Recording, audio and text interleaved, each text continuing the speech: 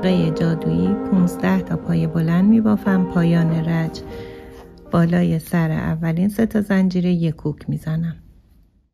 شروع رج دوم اولین دونه رو برجسته میبافم. حد فاصله پایه اول و پایه دوم 1 پایه اضافه میکنم.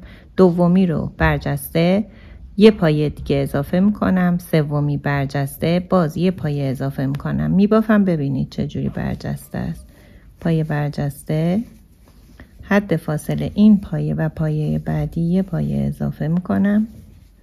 پایه بعدی برجسته. اینو تا آخر میبافم. میام رج سوم. به آخرین دونه میرسم. 1 پایه دیگه دارم. این پایه رو برجسته میبافم.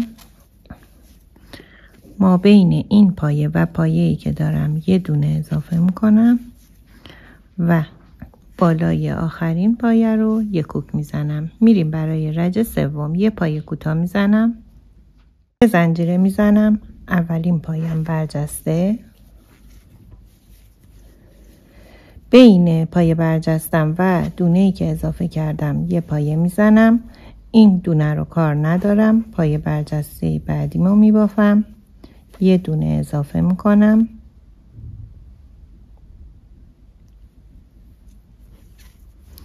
باز پایه‌ای که بافتمون کار ندارم. پایه برجسته بعدی. اینو تا آخر همین مدلی میبافم. میریم رج چهارم. شروع رج چهارم 1 زنجیره میبافم. 1 پایه برجسته دارم. پایه برجسته میبافم. 1 پایه بین این اضافه میکنم. حالا 1 دونه ای که اضافه کرده بودم من برجسته میبافم. پایه برجسته رج قبلم برجسته میبافم. پس الگوی رج چهارم چی شد؟ 1 پایه اضافه، 1 پایه برجسته، 1 پایه برجسته. 2 تا پایه برجسته باید کنار هم باشه. اینو میبافم تا آخر رج. دونه ای که بافتم برجسته است. اولین دونه هم برجسته است. از سرش 1 دونه میگیرم و طبق الگوی رج قبل همه پایه برجسته ها جفت جفت کنار همه. منم الان جفت جفت کنار هم دارم. 1 زنجیره میزنم رج بعد. اولین دونه پایه برجسته.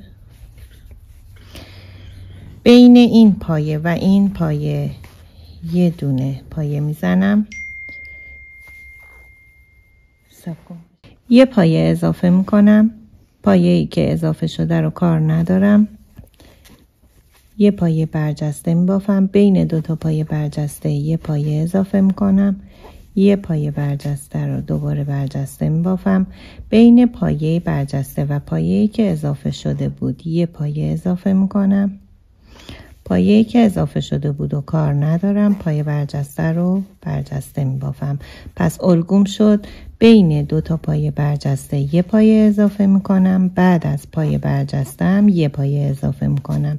پایه‌ای که رج قبل اضافه کرده بودم رو کار ندارم. این رج رو تا آخر میبافیم. برمیگردیم.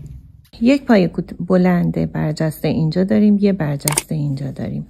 پایه برجسته رو میبافم. پایان رج 5 که میخوام ببندم. 1 پایه این وسط اضافه میکنم و رج رو میبندم. برای شروع رج بعد 1 زنجیره میزنم. 1 پایه برجسته میزنم. 1 پایه اضافه کردم. 1 پایه این ور پایم میزنم. 1 پایه اون ور پایه. پایه برجسته رو برجسته میبافم. بعدی رو 1 پایه فقط این ور پایه اضافه شده میزنم. به پایه کار ندارم. پایه برجسته رو برجسته میزنم. بعدی همون الگو رو تکرار میکنم. 1 این ور پایه، 1 اون ور پایه، 1 دونه برجسته، فقط 1 این ور پایه. پایه رو بیخیال میشم. پایه برجستم رو میبافم. همین الگو رو تکرار میکنم تا رجم تموم بشه. پایان این رج که اومدم یه تکیه رو که میبافم رو سر پایه برجستم پایه رو میبندم. یه تک زنجیره میزنم. شروع هر رجه ما با پایه برجسته شروع میشه و اینجا 2 تا پایه داریم. وسط این 2 تا پایه‌ای که اضافه کرده بودیم 2 تا پایه میزنیم.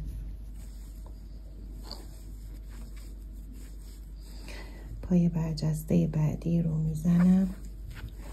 یه تک پایه داشتم، این ور اونورش رو یه پایه بلند، این ور یه پایه بلند، این ور میبافم. پایه برجستم رو سر جاش میبافم. باز 2 تا پایه دارم، وسطش 2 تا پایه برجسته میزنم. پس الگوی ما شد یه تک که این ور اونور میخوره، یه جفت داشتیم که وسط میخوره، پایه های برجسته هم کنارش میخوره. تا الان بافت ما به این شکل شده. تقریبا آخرین رجه وسط کلاه من با نخ نازک بافتم. 14 سانت میشه. با نخ ایستایی که به بافی 16 سانت میشه. نخ نازک من به خاطر شل افتادن کلاهه که در پایان بهتون میگم چجوریه. خب حالا میایم برای دیواره بافت. یه تک زنجیره میزنم،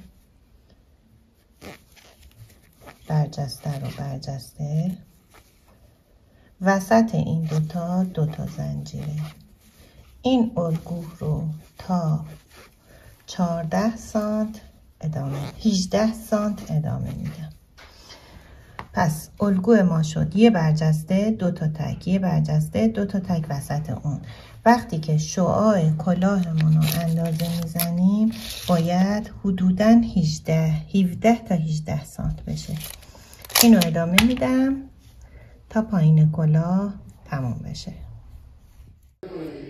18 سانت بافتم طول کلاهم. بلندی کلاه مثل رجای دیگه پایه رو میبافم، وسط این 2 تا پایه 3 تا پایه، پایه رو میبافم، وسط 2 تا پایه 3 تا پایه میبافم و همینطور رج رو ادامه میدم تا پایان رج. رج بعدی برای شروعش اولین دونه رو میبافم. 3 تا پایه داریم، بین اولی و دومی 3 تا پایه میزنم.